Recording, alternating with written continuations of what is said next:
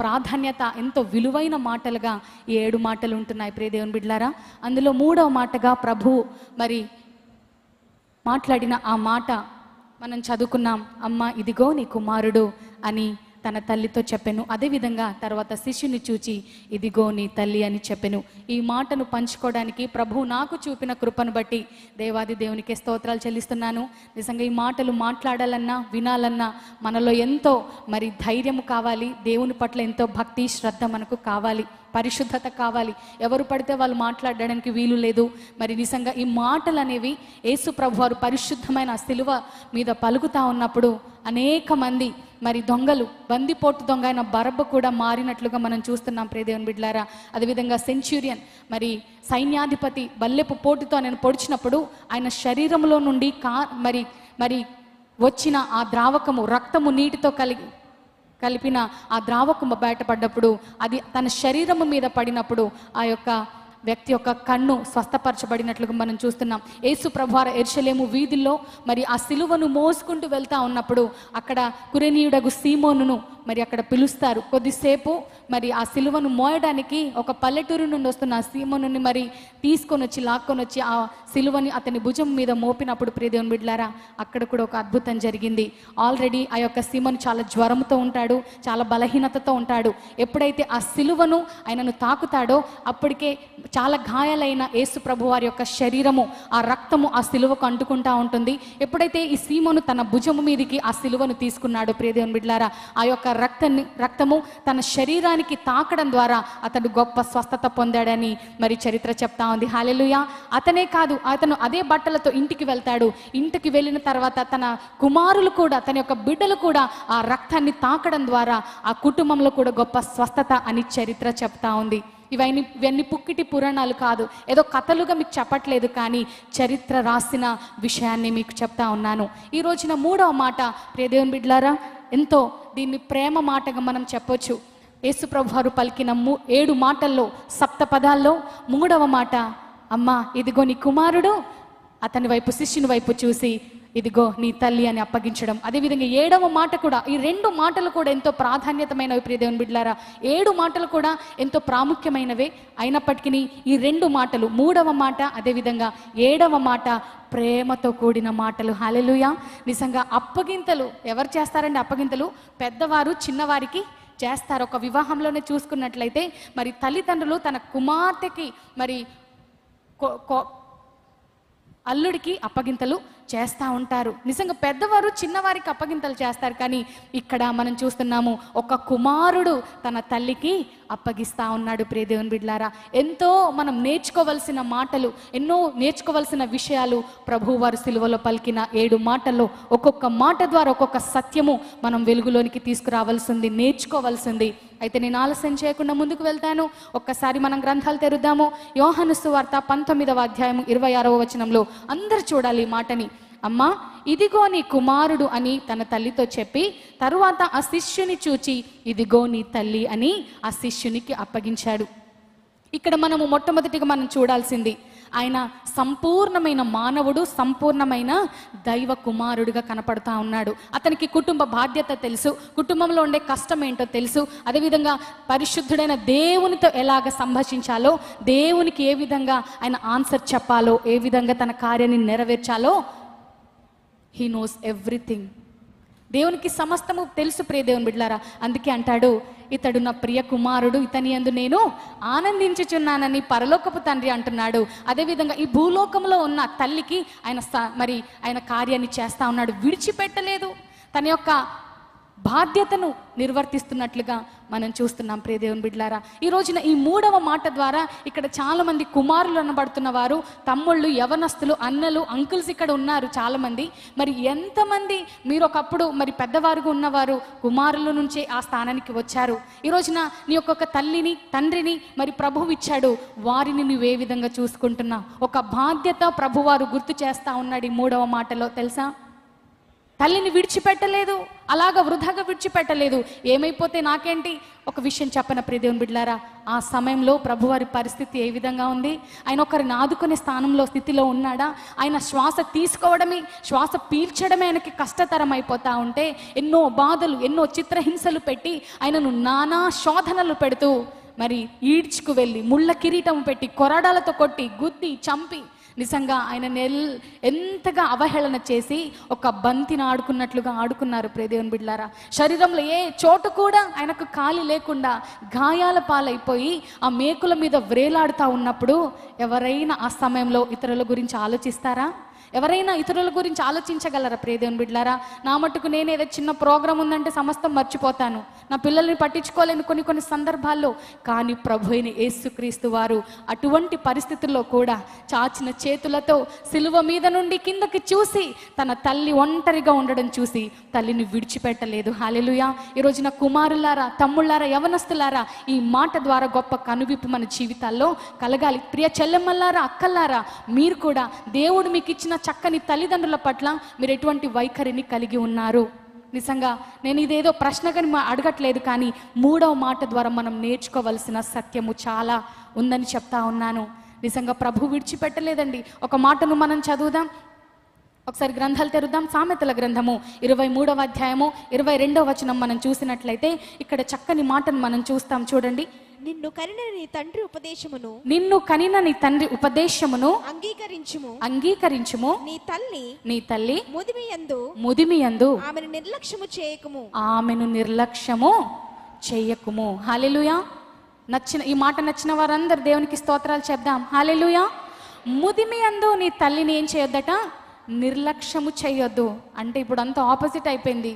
అలా అని అందరిని అనట్లేదు ప్రియ దేవుని బిడ్డలారా. చాలామంది తల్లిదండ్రులను చక్కగా చూసుకునే బిడ్డలు ఉన్నారు. మరి అదే విధంగా మరి తల్లిదండ్రులను నిర్లక్ష్యం చేస్తున్న వారు కూడా ఈ సమాజంలో ఉన్నారు. మరి ఒకవేళ మంచిగానే చూసుకుంటే ఎందుకండి ఆర్ఫనేజ్లు, ఎందుకండి మరి వృద్ధాశ్రమాలు, ఓల్డ్ ఏజ్ హోమ్స్ ఎందుకు ఈ రోజున పెరిగిపోతూ ఉన్నాయి ప్రతి గ్రామాల్లో, ప్రతి పట్టణాల్లో? తల్లిదండ్రుల నిర్లక్ష్యము ద్వారా, పిల్లల నిర్లక్ష్యం ద్వారానే. మొన్న ఒక రోజున నేను మరి ఒక వీడియో చూస్తూ ఉన్నాను, ఒక పోస్ట్ చూస్తూ ఉన్నాను. ఒక స్త్రీ, ఒక చెల్లి, ఒక సిస్టర్ కావచ్చు, పెడతా ఉంది. ఈ రోజున గవర్నమెంటు చట్టం అనేది కుమారుల దగ్గర కాకుండా కుమార్తెల దగ్గర తల్లులు తండ్రులు ఉండేలాగా పెట్టుంటే బాగుండు. ప్రతి తల్లిదండ్రులు కూడా కుమారుల దగ్గర ఉండాలని ఇష్టపడతారు, కానీ చట్టం ఆ విధంగా కాకుండా కుమార్తెల దగ్గర పెట్టేలాగుంటే బాగుండు అని పెట్టింది. అయితే వెంటనే కింద కామెంట్స్ ఉన్నాయి, అలా కాదు, చట్టం కాదు. ఈ రోజున వివాహమై ఇంటికి వచ్చిన కోడలు మంచిగా చూసుకోగలిగితే, అత్తని లేదా మామయ్యని చక్కగా చూసుకోగలిగితే ఈ రోజున ఓల్డ్ ఏజ్ హోమ్స్ కావచ్చు, వృద్ధాశ్రమాలు కావచ్చు, ఆర్ఫనేజ్లు పెరిగే అవకాశాలు ఉండవు అని కామెంట్స్ చూస్తూ ఉన్నాను ప్రియ దేవుని బిడ్డలారా. ఏది నిజమంటారా అందులో? తను పెట్టిన కామెంట్ మరి ఆ పోస్ట్ కరెక్ట్గా ఉందా, లేదంటే మరొక వ్యక్తులు పెట్టిన కామెంట్స్ మరి కరెక్ట్గా ఉన్నాయా ప్రియ దేవుని బిడ్డలారా? ఏది ఏమైనా మన తల్లిదండ్రులను మనము సన్మానించాలి. నువ్వు దీర్ఘాయుష్మంతుడవునట్లు నీ తల్లిని, నీ తండ్రిని సన్మానించమని దేవుని లేఖనాలు చెప్తా ఉన్నాయి. అది హద్దు మీరాడండి. ఒక కుమారుని బాధ్యతను కలిగి ఉన్నాడు యేసు ప్రభువారు. కుటుంబంలో పెద్దవాడిగా పెద్ద స్థానాన్ని ఆయన పొందుకొని ఉన్నాడు. మరి యేసు ప్రభువారు ఒక్కరేనండి మరియమ్మకి పరిశుద్ధాత్మ ద్వారా అనుగ్రహించబడిన వాడు, పరిశుద్ధాత్మ ద్వారా జన్మించిన వాడు యేసుక్రీస్తు ప్రభు. అయితే మరియమ్మకి మరల యోసేపుతో వివాహం అవుతుంది. వారి యొక్క కుటుంబ సంసార జీవితంలో సంసార ధర్మాన్ని జరిగిస్తూ ఉన్నప్పుడు మరియమ్మకి మరలా కుమార్తెలు కలిగారు. ఆ విషయం తెలుసా? మనం అనుకుంటాం కుటుంబం అంతా యేసు ప్రభుని ఫాలో అయిపోతుందని. మీకు ఒక సత్యం చెప్తాను ప్రియ దేవుని బిడ్డలారా, యేసు ప్రభుకి కుటుంబంలో ఎటువంటి సపోర్టు లేదండి. కుటుంబం అంతా వ్యతిరేకమే. మీకు కావాలంటే మీకు రుజువులు చూపిస్తాను. ఒక్కసారి గ్రంథాలు తెరవండి. ఇక్కడ మనం ఒక చక్కని మాటను చూస్తాం. ప్రభుకి ఎంతటి మరి ఘోరమైన అవమానాలు జరుగుతూ ఉన్నాయో కుటుంబంలో. ఒకసారి యోహాను సువార్త 7వ అధ్యాయము 1వ వచనం మనం చూసినట్లయితే, యోహాను సువార్త 7వ అధ్యాయము 1వ వచనం ప్రతి ఒక్కరు తెరుద్దాం. అటు తర్వాత యూదులు, అందరు చాలా జాగ్రత్తగా వినండి, యూదులు ఆయనను చంప వెదికినందున యేసు యూదయలో సంచరించునొల్లక గలిలయలో సంచరించుచుండెను. యూదుల పర్ణశాలల పండుగ సమీపించెను గనుక ఆయన సహోదరులను ఆయనను చూచి, నీవు చేయుచున్న క్రియలు నీ శిష్యులను చూచినట్లు ఈ స్థలము విడిచి యూదయకు వెళ్ళుము. ఇక్కడ ఈ మాట చూడండి ప్రియ దేవుని బిడ్డలారా. స్టార్టింగ్లో మనం ఏం చదివాం? అటు తర్వాత యూదులు ఆయనను చంప వెతుకుతున్నారంట. ఎవరు వాళ్ళు? యూదులు. యూదయ దేశంలో యూదులు మరి ప్రభుని చంపాలని వెతుకుతా ఉన్నారు. ఆయన మీద నిఘా ఉంది. అయితే తన ఇంట్లో తన సహోదరులు ఏమంటున్నారట? తన మిగతా మరి తమ్ముళ్ళు కావచ్చు, చెల్లెళ్ళు కావచ్చు, తన కుటుంబీకులు ఏమంటున్నారు ఇక్కడ? చదువమ్మా ఒకసారి. ఆయన సహోదరులు ఆయనను చూచి, ఈ మాటను జాగ్రత్తగా చూడండి, నీవు చేయుచున్న క్రియలు నీ శిష్యులను చూచినట్లు ఈ స్థలము విడిచి ఎక్కడికి వెళ్ళమంటున్నారు? యూదయలో ఆయనకి భయం ఉంది, ఆయన యొక్క ప్రాణాపాయం ఉంది, ఆయనను చంపాలని చూస్తున్నారు.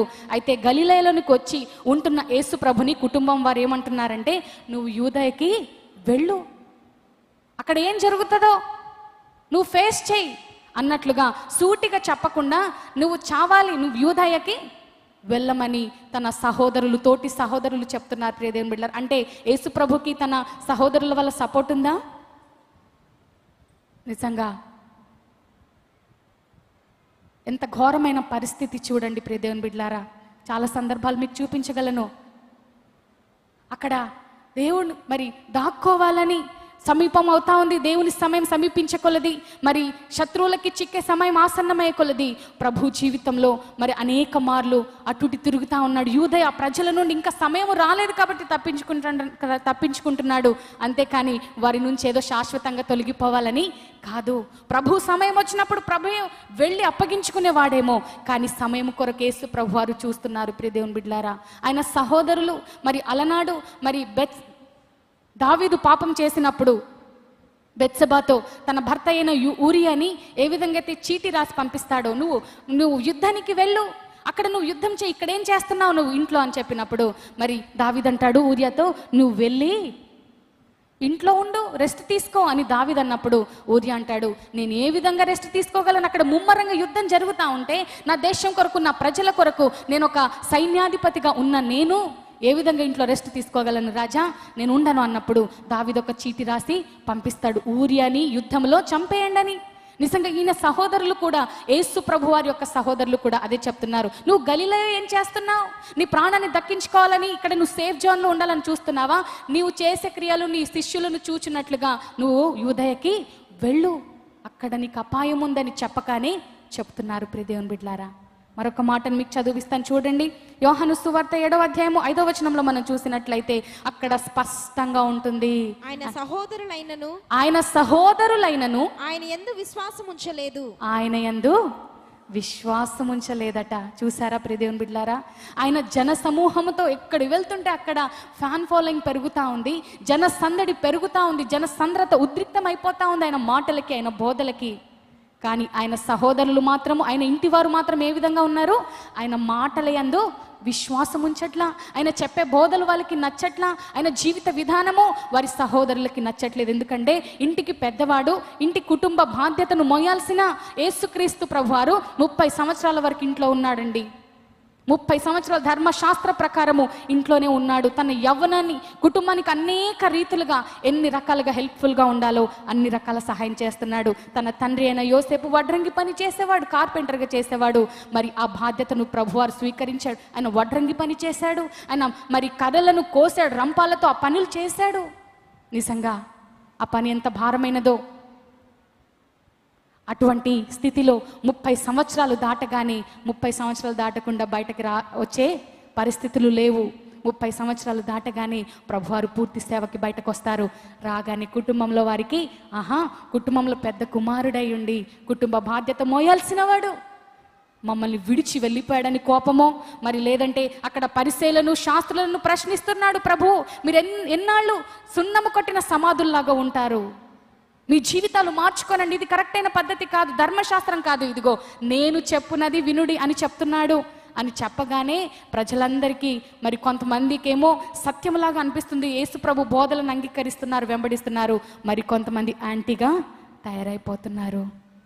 నిజమే, ఎక్కడైనా 2 గ్రూపులు ఉంటాయనుకోండి, యేసు ప్రభు వారికి కూడా ఈ గ్రూపులు మరి తరచుగా కనపడతానే ఉన్నారు. తన కుటుంబము వారే, తన తల్లి కూడా మిగతా కుమారులతో కుమార్తెతో కలిసి ఏకీభవిస్తుంది. ప్రభువుకి సపోర్ట్ ఇవ్వట్లేదండి.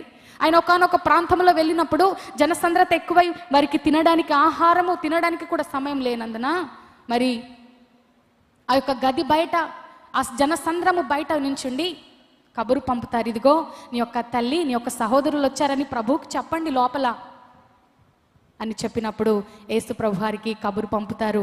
అప్పుడు యేసయ్య అంటాడు సూటిగా ఒక మాట, ఎవరు నా తల్లి ఎవరు నా సహోదరులు, నా తండ్రి చిత్తాన్ని జరిగించి వారే నా తల్లియు నా సహోదరుడు అని సూటిగా చెప్పిన వాడు. ప్రియ దేవుని బిడ్డలారా, ఒక్క మాట నేను గుర్తు చేస్తాను. యేసు ప్రభు వారు ఈ లోకంలోనికి ఏదో రక్త సంబంధాలను పెంచుకోవడానికి రాలేదు, కానీ ఆత్మీయ సంబంధాలను పెంచుకోవడానికి వచ్చాడు. హల్లెలూయా. ఈ రోజున ఎవరు నా తల్లి ఎవరు నా సహోదరులు, నా తండ్రి చిత్తాన్ని జరిగించేవారే. యేసు ప్రభువారు కూడా తండ్రి చిత్తాన్ని నెరవేర్చడానికి ఈ లోకానికి వచ్చాడు. తండ్రి చిత్తాన్ని తూచా తప్పకుండా మాట తప్పకుండా నెరవేరుస్తూనే వస్తున్నాడు. అనేక మార్లు తల్లి అయిన మరియ వచ్చి, అయ్యా ఈ కానా పెండ్లి విందులో ద్రాక్షరసం అయిపోయింది, నువ్వు కార్యం చేయ ఏదైనా అద్భుతం చేయనగానే, అమ్మా నా సమయం ఇంకా రాలేదు, అది నా తండ్రి చిత్తము కాదు, నా సమయం ఇంకా రాలేదు అంటాడు. అదేవిధంగా ఒకానొక సందర్భంలో ప్రభువారు తప్పిపోయినప్పుడు వెతుక్కుంటూ పరిగెత్తుకుంటూ వెళ్ళి కనుగొంటది ప్రభు యేసయ్యని. కనుగొనగానే అప్పుడు కూడా అంటాడు, అమ్మా నువ్వు నన్ను ఎందుకు వెతుకుతున్నావు, నా తండ్రి పని మీద ఉన్నానని నీకు తెలియదా అంటే ఇక్కడ చూడండి ప్రియ దేవుని బిడ్డలారా, యేసుక్రీస్తు వారు ఏ పని మీద ఈ భూలోకానికి వచ్చాడో, ఆయన బాధ్యతను ఏ విధంగా మరి క్రమంగా ఆయన నిర్వర్తిస్తున్నాడో, ఈరోజు నీ మాటలు వింటున్న ప్రియ సంఘమా, ప్రియ స్నేహితులారా, ప్రియ సహోదరులారా, యేసు ప్రభువారు మరి నీ మీద పెట్టిన బాధ్యతను నిర్వర్తిస్తున్నావా? నీ కుటుంబంలో దేవుడిచ్చిన నీకు ఇచ్చిన స్థానాన్ని నువ్వు క్రమంగా బాధ్యతగా నువ్వు నిర్వర్తించగలుగుతున్నావా? యేసు ప్రభువారు కూడా ఒక పెద్ద కుమారుని బాధ్యతని ఇంట్లో కలిగి ఉన్నాడు. అప్పటి వరకు అన్ని రకాల మరి తోడ్పాటుగా ఉన్నాడు, కుటుంబంలో ఏం కావాలో మరి తీసుకొస్తున్నాడు, అన్ని పనులు చేస్తున్నాడు. తన తండ్రి యొక్క భారాన్ని పెద్ద కుమారుడిగా తన భుజం మీద వేసుకున్నాడు. కానీ తండ్రి పని చేయవలసి ఉంది. ఏ తండ్రి పని? యోసేపు పని కాదు, పరలోకపు తండ్రి పనిని. ఇతడే నా ప్రియ కుమారుడు, ఇతని యందు నేను ఆనందించుచున్నానని తండ్రి ఏ విధంగా అయితే పరిశుద్ధాత్మ ద్వారా పలికాడో ఆ తండ్రి చిత్తాన్ని నెరవేర్చాలని బయటకు వచ్చేసాడు. ప్రియ దేవుని బిడ్డలారా, కుటుంబం అంతా యాంటీ అయిపోయింది. నిజంగా అటువంటి సందర్భాల్లో వచ్చారు. అప్పటి వరకు తల్లి కూడా చెప్పాలంటే పెద్ద కుమారునికి సపోర్టివ్గా లేదు, ఒక్కసారిగా వెళ్ళిపోయాడు ఇంట్లో నుండి అని చెప్పి తల్లికి కూడా అంత మనసు లేకుండింది. ప్రియ దేవుని బిడ్డలారా, ప్రభువైన యేసుక్రీస్తు వారి మీద ఒక్కసారి ఎవరో వచ్చి చెప్పారు, అమ్మా నీ కుమారుని, నీ పెద్ద కుమారుణ్ణి పట్టుకున్నారు. నిజంగా అలనాడు సిలువకు వేస్తారంట నీ కుమారుణ్ణి, అదెంత ఘోరమైన శిక్ష, ఎంత ఘోరమైన పాతకం అది అని చెప్పినప్పుడు తట్టుకోలేకపోయిందండి. ఎందుకంటే కన్నా కడుపు కాబట్టి, కన్నా తల్లి కాబట్టి తట్టుకోలేకపోయింది. అప్పటి వరకు కొంచెం కోపంగా ఉన్నా, ఇంట్లో పట్టించుకోవట్లేదని మరి ఏదో విధంగా ఆయన మరి మొహం మాటేసినా ఆ విషయం చెప్పగానే తల్లి ఊరుకోలేదండి, పరిగెత్తింది. అందరు యాంటీ అయిపోతున్నారు. అక్కడ శాస్త్రులు పరిసయ్యులు కూడా ఆయన మీద నిందలు మోపడం ప్రారంభించారు. ఆయనని ఒక్క రాత్రిలోనే 6 ప్రాంతాలకి ఆయనను నడిపించారు. తెలుసా ప్రియ దేవుని బిడ్డలారా, ఏ గొప్ప నేరస్తున్నైనా, ఏ దేశంలో క్రూర కఠిన మరి హంతకున్నైనా అన్నిసార్లు ఒక్క రాత్రిలో అన్ని స్థలాలకి మార్చరేమో, కానీ ప్రభువైన యేసుక్రీస్తు వారిని కైప దగ్గరికి, అదేవిధంగా తన మామ అయిన అన్న దగ్గరికి, అదేవిధంగా సన్హెద్రిన్ దగ్గరికి, హేరోదు దగ్గరికి, పిలాతు దగ్గరికి ఈ విధంగా మారుస్తానే ఉన్నారు. ఒక గొర్రెని ఏ విధంగా అయితే తీసుకువెళ్తారో, వధించడానికి తీసుకువెళ్తున్నప్పుడు ఆ కట్టేసి ఏ విధంగా అయితే లాక్కెళ్ళిపోతారో, ప్రభువైన యేసుక్రీస్తు వారిని కూడా చేతులకి సంఖ్యలు ఆ విధంగా బిగించి లాక్కు వెళ్తుంటే మారు మాట్లాడలేదు. ఎందుకో తెలుసా? ఆయన నోరెత్తితే ఈరోజున నువ్వు నేను ఈ విధంగా ఈ ప్రాంతంలో కూర్చొని మాటలు వినేవారమే కాదు. వస్తుంది, కోపం వస్తుంది, కానీ అణుచుకుంటున్నాడు. ఎందుకో తెలుసా? తండ్రి చిత్తాన్ని నెరవేర్చాలని. ఆ విషయం తల్లికి తెలియగానే తల్లి గుండెలు అవిసుకుంటూ మరి బాదుకుంటూ పరిగెత్తుకుంటూ వస్తుంది. ఉండలేకపోయింది, కుటుంబాన్ని విడిచిపెట్టి బయటకు వచ్చేసింది. ప్రియ దేవుని బిడ్డలారా, ఎవరి కోసమో తెలుసా? పెద్ద కుమారుని కోసం, యేసుక్రీస్తు వారి కోసం బయటకు వచ్చేసింది. అటువంటి సందర్భంలో యేసుక్రీస్తు వారు సిలువ మీద ఉండి చూస్తూ ఉన్నాడు ఆ తల్లిని, ఒంటరిగా నించొనుంది. ఆ సమయంలో తల్లిని గుర్తు చేసుకుంటున్నాడు. ప్రియ దేవుని బిడ్డలారా, నా కొరకు నా తల్లి నవమాసాలు మోసింది, నన్ను నా కొరకు ఎన్నో అవమానాలు భరించింది, నన్ను కనడానికి ఎన్నో మరి తిప్పలు పడింది. ప్రసవ సమయంలో కూడా ఎవరు స్థలం ఇవ్వక అవన్నీ ఒక కుమారుడిగా తన కళ్ళ ముందు ఆ ఆలోచనలు మెదలాడుతూనే ఉన్నాయి. ప్రియ దేవుని బిడ్డలారా, ఎంత స్థితి వారికి సంభవించింది చూడండి. కన్న తల్లిని కళ్ళ ముందు పెట్టుకున్నాడు. ఇప్పుడు తనని ఏం చేయాలి? విడిచిపెట్టే అవకాశం అయితే లేదు. అయితే దేవుడు కరెక్ట్గా చేశాడు. హల్లెలూయా. ఆయన సంపూర్ణమైన మానవుడు, సంపూర్ణమైన దైవ కుమారుడిగా పిలువబడుతున్నాడు. ఎందుకో తెలుసా? అటు తండ్రి చిత్తాన్ని కరెక్ట్గా నిర్వర్తిస్తున్నాడు, ఇటు భూలోకంలో తన తల్లిని కూడా బాధ్యతగా చూసుకుంటున్నాడు. ప్రియ దేవుని బిడ్డలారా, నిజంగా ఆయన 10,000 మందిలో పోల్చదగిన వాడు. ఆయన యేసుప్రభు అంటే చాలా హ్యాండ్సమ్ అట. హల్లెలూయా. మంచి ఎత్తు, మంచి దేహదారుఢ్యము, చూడడానికి చాలా చక్కగా హ్యాండ్సమ్గా ఉండేవాడట. చరిత్ర చెప్తా ఉంది. ఆయన పైకి చూడడానికి అందగాడు కాదు, లోపల కూడా ఆయన హృదయం కూడా ఎంతో అందమైనది. ఆయన క్రియలు, ఆయన చూపులు, ఆయన చేష్టలన్నీ కూడా ఎంతో సుందరుడైన. నిజంగా ప్రియ దేవుని బిడ్డలారా, ఈరోజు చాలా మంది పైకి హ్యాండ్సమ్గా కనబడాలని చూస్తారు, కానీ లోపల ఏమీ ఉండదు. మనకు తెలుసు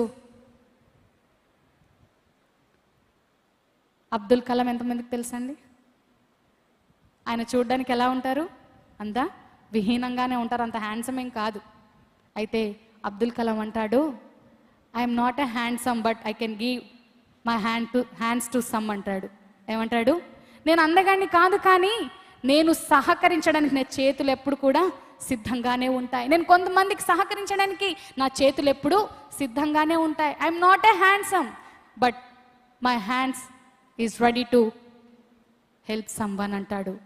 నిజంగా ఈ రోజున మనము మరి పైకి అందంగా కనపడాలని కోరుకుంటాం, మంచిదే. మన హృదయం ఏ విధంగా ఉంది ఒక్కసారి జ్ఞాపకం చేసుకోవాలి. ప్రియ దేవుని బిడ్డలారా, ఇక్కడ తన కుటుంబం నుండి యాంటీగా ఉంది. తన కుటుంబంలో ఎవరు సపోర్టివ్గా మాట్లాడట్లేదు. ప్రభువుని మరి పట్టుకొని చంపుతారంటే కుటుంబంలో ఎటువంటి మరి సెన్సేషన్ లేదు, వారిలో ఎటువంటి ఉద్రిక్తత కనపడట్లేదు. అయ్యో, మా అన్నని పట్టుకెళ్ళిపోతారా, మా అన్నని ఈ విధంగా ఘోర హింసలు చేస్తారా, సిలువ కేసి కొట్టి చంపుతారా అని ఏ మాత్రం బాధ లేదండి. ఎవ్వరు కూడా రాలేదట తెలుసా ఆ ప్రాంతానికి. కొంతమంది మాత్రమే, కొంతమంది స్త్రీలను అక్కడ చూస్తాము.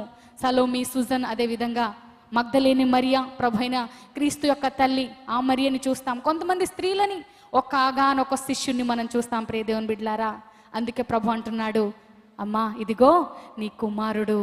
ఆ శిష్యుని వైపు చూసి ఇదిగో నీ తల్లి అని ఆ శిష్యునికి అప్పగించాడు. ప్రియ దేవుని బిడ్డలారా, ఎవరు ఆ శిష్యుడు? ఎవరని చెప్తారా? యాకోబా? యోహానికి. హల్లెలూయా. నిజంగా యోహానికి ఎందుకు ప్రభు అప్పగించాడు? అంతమంది శిష్యులు ఉన్నారే, 12 మంది శిష్యులను కలిగి ఉన్నాడు ప్రభు. అయితే యోహానికే తన తల్లిని అప్పగించాలని ప్రభుకి ఎందుకు అనిపించింది? ప్రియ దేవుని బిడ్డలారా, అయితే ఒక్క మాట చెప్తాను. ఒకసారి గ్రంథాలు తెరవండి. 19 యోహాను 19:26లో మనం స్పష్టంగా చదవగలిగితే అక్కడే మనకు ఆన్సర్ దొరికిపోతా ఉంటది. ఒకసారి మనం చదువుదాం. యేసు తన తల్లియు తాను ప్రేమించిన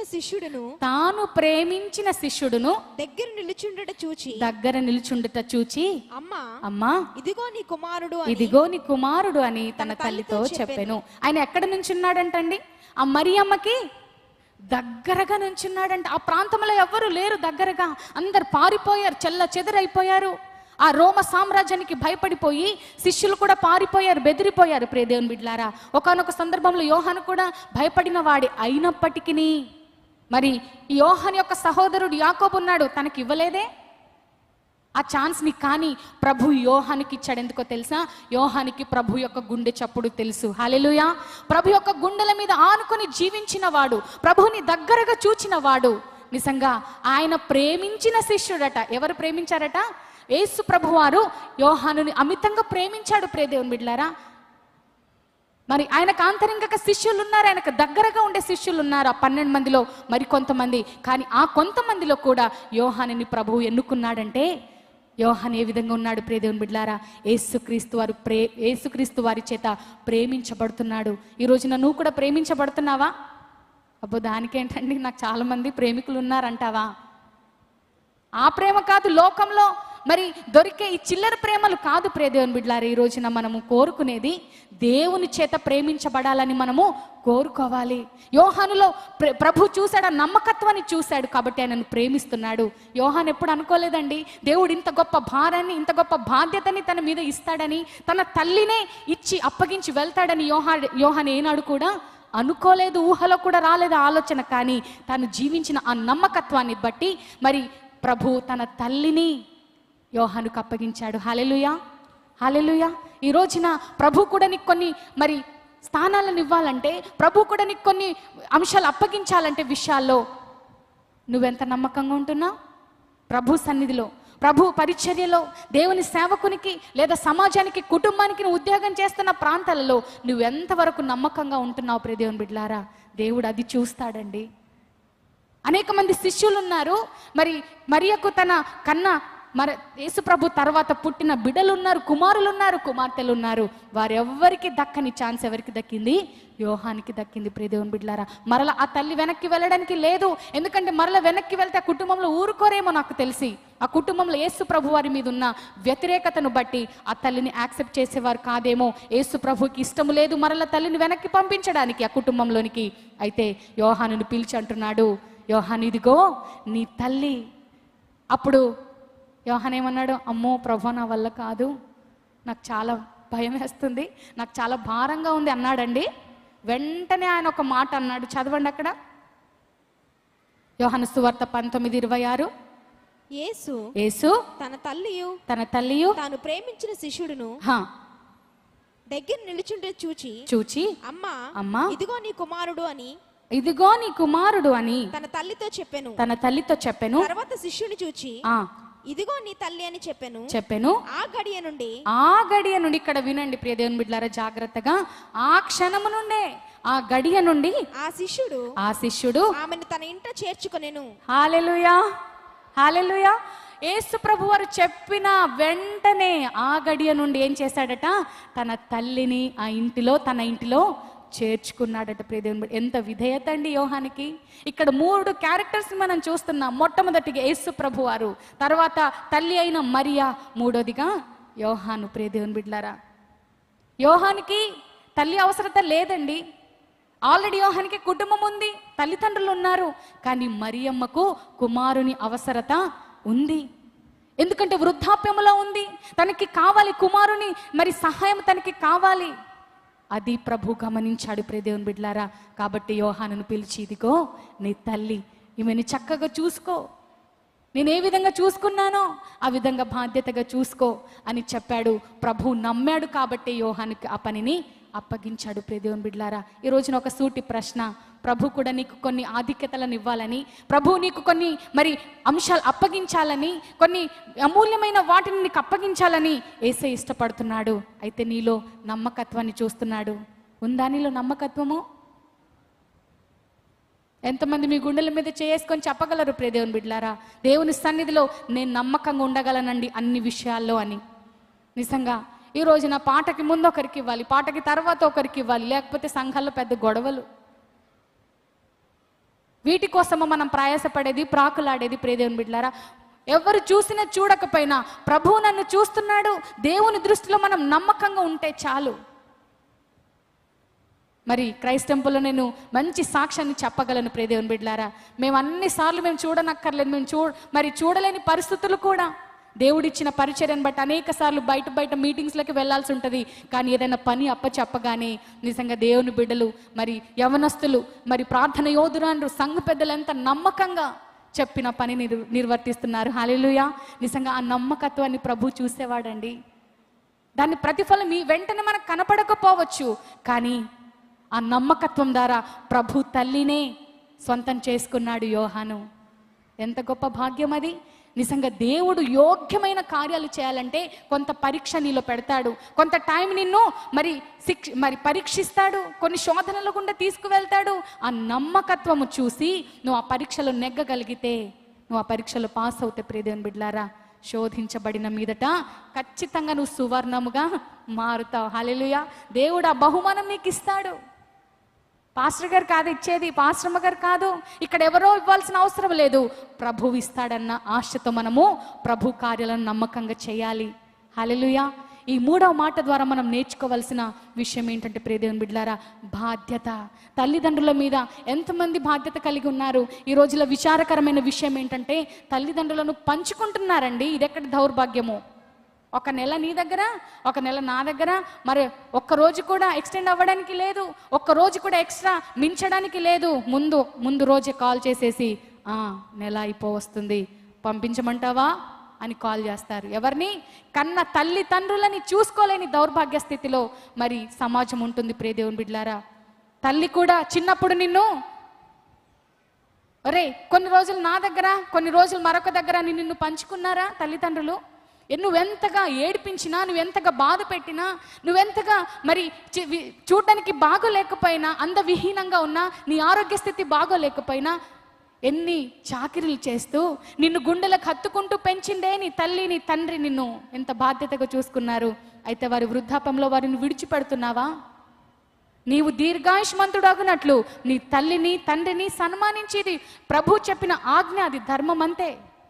ఈ రోజున తల్లిదండ్రుల మీద ఇష్టం లేకుండా ఉన్నారా?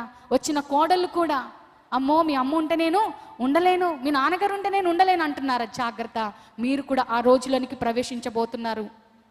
మనం ఏదైతే విత్తుతామో దాన్ని కోస్తామన్న విషయం మర్చిపోవద్దు ప్రియ దేవుని బిడ్డలారా. ఇదేదో మీరు భయపడాలని చెప్తున్న మాటలు కాదు, దేవుని మాటలని నేను చెప్తున్నాను. మనం ప్రేమ కలిగి ఉండాలి, పెద్దవారిని గౌరవించాలి, వారిని ప్రేమించాలి, తల్లిని తండ్రిని మనం సన్మానించాలంటే ఒక శాలువ తీసుకొచ్చి, ఒక బొకే తీసుకొచ్చేసి వారిని రోజు సన్మానించి ఆ విధంగా కాదు ప్రియ దేవుని బిడ్డలారా. ఈ రోజున ప్రతి దినము ఇబ్బంది పెడుతూ మదర్స్ డే రాగానే, ఫాదర్స్ డే రాగానే వారితో ఒక సెల్ఫీ తీసుకొని యూట్యూబ్, ఫేస్బుక్లో, ఇన్స్టాలో పెట్టడానికి ఈ రోజున యువత సమాజం పరిగెడుతుందే కానీ వారిని ప్రాక్టికల్గా కుటుంబంలో వారిని మరి ఫిజికల్గా వారిని సంతోషపెట్టే పిల్లలు చాలామంది అరుదుగా ఉన్నారు ప్రియ దేవుని బిడ్డలారా. ఈ మాటలు వింటున్న ప్రియ సంఘమా, ఎప్పుడైనా నీ తల్లిని బాధ పెట్టావా? అది నీకు క్షేమము కాదు. నీ తండ్రిని బాధ పెట్టావా? అది నీకు క్షేమం కాదు. ఈ విధంగానే ఒక కుటుంబం ఉంది, వారి యొక్క తండ్రి ఉన్నాడు, కుమారుని యొక్క తండ్రి వృద్ధాప్యంలోనికి వచ్చాడు. ప్రతిరోజు కోడలమ్మ గారు చక్కగా ఒక ప్లేట్లో, స్టీల్ ప్లేటో లేదంటే పింగాణి ప్లేటో, గాజు ప్లేట్లోనే ఆహారం పెట్టి ఇచ్చేది. అయితే వృద్ధాప్యంలో చేతులు వణుకుతూ ఉంటాయి కదండి, కాళ్ళు చేతులు వణుకుతూ ఉంటాయి వయసు పైబడే కొద్దీ. అయితే ఆ వృద్ధుడైన ఆ నాన్నగారికి పట్టుకోవడం ఇబ్బంది అయిపోయి ఆ చేతులు ఊగడంతో మరి ఒకానొక రోజున ఆ ప్లేట్ కింద పడిపోయింది, పగిలిపోయింది. లోపల నుంచి కేకలేసుకుంటూ వచ్చేస్తుంది. ఎవరు? కోడలమ్మ గారు. నేను చెప్పానా అప్పుడే అటువంటి గిన్నెలో పెట్టొద్దని అని చెప్పి ఆ యొక్క భర్త మీద అరిచి వెంటనే మార్కెట్లోనికి వెళ్ళి ఒక చెక్కతో చేసిన గిన్నెని తీసుకొని వచ్చిందంట. ప్లేట్ని తీసుకొచ్చేసి రేపటి నుండి ఆ గిన్నె మరి తీసుకువెళ్ళి మీ నాన్నగారికి అందులో పెట్టు అన్నం అని చెప్పి చెప్తా ఉంది. కుమారుడు మరి హృదయం తరుచుకుపోయింది. ఏంటి మా నాన్నగారి స్థితి ఈ విధంగా అయిపోయింది అని బాధ ఉంది లోపల. కానీ మరి ఇంట్లో ఎవరిదండి పెత్తనం? భార్యది ఉంది, కోడలు ఉంది. కాబట్టి ఏం చేయలేని పరిస్థితి ప్రియ దేవుని బిడ్డలారా. చెక్క ప్లేట్లో ఆ గిన్నెలు పెట్టివ్వగానే పాపం వృద్ధుడు రిటైర్ అయిపోయాడు. అప్పటి వరకు సంపాదించాడు, కూడబెట్టినంత ఇచ్చాడు కుమారునికి. అది మొత్తము మరి తీసేసుకున్న తర్వాత తండ్రి యొక్క అధికారం ఏం లేదు ఇంట్లో. వృద్ధుడైపోయాడు, కాలు చేతులు వణికిపోతా ఉన్నాయి, సరిగ్గా అన్నం పెడితే తినలేని స్థితి తండ్రికి వచ్చేసింది. అయితే ఆ కోడలంటుంది, ఇటువంటి ప్లేటుల్లో వద్దు, చెక్కతో చేసిన ఆ గిన్నెలో పెట్టివ్వండి అనగానే ప్రియ దేవుని బిడ్డలారా ఎంతో బాధతో తీసుకెళ్ళి పెట్టగానే ఆ వృద్ధుడైన ఆ తండ్రి, ఆ పెద్ద ఆయన ఒక మూలను కూర్చొని తింటా ఉంటుంటే అది ఎవరు చూశారంటే కొడుకు చూశాడండి, మనవడు. ఈ వృద్ధుడి యొక్క మనవడు, కుమారుని యొక్క కుమారుడు చూసి చాలా బాధపడిపోయి కళ్ళెంబడ నీళ్ళు కారుతున్నాయి. అదేంటి మా తాతయ్యకి మేము తింటున్న ప్లేట్లో ఇవ్వకుండా వేరే ఏదో పెద్ద ఇంత చెక్కలాగా ఉంది దాంట్లో ఇచ్చారేంటి అని చెప్పి, తాతయ్య ఏం బాధపడొద్దులే తాతయ్య, నువ్వు మంచిగా తిను అని చెప్పి వారి తాతకి తల నిమురుతూ ఆ మనవడు మరి గ్లాసులో నీళ్ళు ఇచ్చి వస్తాడు ప్రియ దేవుని బిడ్డలారా. నెక్స్ట్ డేనే ఆ కుమారుడు, ఆ మనవడు కూడా మరి మార్కెట్కి వెళ్ళి ఇంత పెద్ద చెక్కను తీసుకొచ్చి ఇంటికి వచ్చి దాన్ని చెక్కుతా ఉంటాడట. అది ఆ తల్లి ఆ తండ్రి ఇద్దరు చూస్తారు. ఏంట్రా మొద్దును తీసుకొచ్చావేంటి, దాంతో ఏం చేయాలనుకుంటున్నావు, ఏం చేస్తున్నావంటే ఆ వారి యొక్క కుమారుడు ఆ మనవడు మాట్లాడుతున్న మాటలు ఏంటో తెలుసా ప్రియ దేవుని బిడ్డలారా? మీరు నిన్న తాతయ్యకి చెక్కతో ఆ గిన్నె చేసి ఇచ్చారు కదా, మరి రేపటి రోజున మీరు కూడా ఆ విధంగా అవుతారు కదా, మీ కొరకు నేను రెడీ చేస్తున్నాను ఇదిగోండి అని చెప్తా ఉన్నాడట ప్రియ దేవుని బిడ్డలారా. ఎంత సిగ్గుచేటు! నిజంగా వారికి కనువిప్పు కలిగింది ప్రియ దేవుని బిడ్డలారా. ఆ చిన్న పిల్లోడు మరి గుండె తరించిపోయింది, కానీ వారు ఆలోచించలేకపోతున్నారు ఆ వృద్ధుడు ఎంతగా బాధపడుతున్నాడో, హృదయంలో ఎంత వేదన ఉందో. ఈరోజు చాలా మంది తల్లిదండ్రుల హృదయాల్లో కూడా అదే వేదన. కన్న తండ్రి సరిగా చూసుకోక, కన్న బిడ్డలు సరిగా చూసుకోలేక, ఒక్కొక్క కుమారుని దగ్గరకు ఆ విధంగా నెలలు, ఒక రోజు ఒక నెల ఇక్కడ ఒక నెల అక్కడ వెళ్తా ఉంటే వారి కళ్ళల్లో ఎంత కన్నీరు, బయటకు చెప్పుకోలేరేమో, కానీ ప్రియదేవుని బిడ్డలారా అది చాలా వేదన. ప్రభు ఆ పరిస్థితి ఆ తల్లికి రానివ్వలేదు ప్రియదేవుని బిడ్డలారా. తను బ్రతికుండగానే తన కళ్ళ ముందే తన శిష్యుడు, తాను ప్రేమించిన శిష్యునికి తన తల్లిని అప్పగించి తన ప్రాణాన్ని విడిచిపెట్టాడు. హల్లెలూయా. కుమారుని యొక్క బాధ్యత ఎంత కరెక్ట్గా నిర్వర్తిస్తున్నాడు ప్రియదేవుని బిడ్డలారా. ఏ విషయంలో కూడా ఆయనకి వేలెత్తి చూపడానికి లేదు. కుటుంబం అంతా ఆయనకి యాంటీగా ఉంది, కుటుంబం అంతా ఆయన మీద దౌర్జన్యం చేస్తూ ఉంది. ఆయనను పిచ్చివాడని కూడా అన్నారు తెలుసా యేసు ప్రభుని ఇంట్లో వాళ్ళే. ఆయనకి మతి చెల్లించింది, మతి సరిగ్గా లేదు, అందుకే ఆ విధంగా బోధిస్తూ ఉన్నాడు. ఆయనను విడిచిపెట్టండి, ఆయనను తోలివేయండి అని చెప్పారు తన సహోదరులు. అటువంటి వారిని కూడా ప్రభు ఏమనలేదండి, విడిచిపెట్టాడు. కానీ తన తల్లిని విడిచిపెట్టలేకపోయాడు. ఆ కుటుంబంలోనే తల్లి ఉండడము ప్రభుకి ఇష్టం లేదు అటువంటి వారి మధ్య. ఎందుకంటే ఆయన మాటలందు విశ్వాసం లేదు. దేవుని మాటలంటే కుటుంబంలో ఉన్న వారికి విశ్వాసం లేదు, రక్షణ మారు మనసు లేదు. అటువంటి వారి మధ్య తల్లిని ఉంచడము ప్రభుకి ఇష్టం లేక దేవుని శిష్యుడు దేవుని అమితముగా ప్రేమించే మరి శిష్యునికి అప్పగించి వెళ్ళినట్లుగా మనం చూస్తున్నాం ప్రియదేవుని బిడ్డలారా. ఇందులో మనం 3 విషయాలు మనము జాగ్రత్తగా గమనించాలి. కుమారుని యొక్క బాధ్యత మనకు కనపడతా ఉంది. ఆ మాటలో 3వ మాటలో కుమారుని యొక్క బాధ్యత, రెండోదిగా కుమారుని యొక్క ప్రేమ, కుమారుని యొక్క నమ్మకత్వం. అటు తండ్రి యొక్క బాధ్యతను నిర్వర్తిస్తూ ఉన్నాడు, ఇటు కన్న తల్లిని సంతృప్తి పరుస్తున్నాడు ప్రియదేవుని బిడ్డలారా. ఈ మాట ద్వారా ఎంతమంది కుమారులకు ఏమైందో నాకైతే తెలియదు, ఎంతమంది ఆలోచించారో నాకు తెలియదు. కానీ ఈ 3వ మాట ద్వారా ప్రభు చేసిన కార్యాన్ని నువ్వు కూడా చేయగలిగితే, ఎవరికి అప్పగించేయమని కాదు, నువ్వు చక్కగా నీ కన్న తల్లిని తండ్రిని వారి వృద్ధాపంలో నువ్వు చూసుకోగలిగితే రేపటి రోజున నువ్వు గొప్ప బహుమానాన్ని పొందుకుంటావు తెలుసా. మంచి దీర్ఘాయుషుని నువ్వు పొందుకుంటావు. 100 ఏళ్ళు, లేదా దేవుని దృష్టిలో దేవుడు ఎన్ని దినాలు నీకు వ్రాయించి పెట్టాడో క్షేమంగా సుఖంగా నువ్వు బ్రతుకుతావు. హల్లెలూయా. ఈ రోజున మనం విత్తిందే మనం కోస్తామన్న విషయము మర్చిపోవద్దు ప్రియదేవుని బిడ్డలారా. అమ్మా ఇదిగో నీ కుమారుని వైపు శిష్యుని వైపు చూసి ఇదిగో నీ తల్లి అని వారిద్దరికీ అప్పగింతలు చేసి తన బాధ్యతను నిర్వర్తించి తన ప్రాణాన్ని విడిచిపెట్టినట్లుగా మనం చూస్తున్నాం ప్రియదేవుని బిడ్డలారా. 3వ మాట ఎంత అద్భుతమైనదో. ఇది చెప్పాలంటే చాలా కష్టతరమే, కానీ నేను ఈ మాటను ఎంచుకోవడానికి గల కారణము పరిశుద్ధాత్మ దేవుడు నాలో పెట్టిన భారము. ఈ రోజున సమాజంలో చాలామంది కుటుంబాలలో ఐక్యత లేక, తల్లిదండ్రులతో సఖ్యత లేక, వారి డబ్బు కావాలి, వారి ఆస్తులు కావాలి, అన్నీ కావాలి, కానీ తల్లిదండ్రులని తిరస్కరించే మరి బిడ్డలు చాలామంది ఉన్నారు. అందుకే ఈ మాట చెప్పాలని ప్రార్థన పూర్వకంగా మీ మధ్య నిలబడ్డాను. యేసు ప్రభు వారు చూపిన మాదిరి ఈ రోజున నువ్వు నిలుపుకోగలిగితే ఈ 3వ మాటకి చక్కని అర్థాన్ని చేకూర్చిన వారం అవుతాం. హల్లెలూయా, హల్లెలూయా. దేవుడి మాటలను మనందరి వినికిడిలో దీవించి ఆశీర్వదించును గాక. ఆమేన్.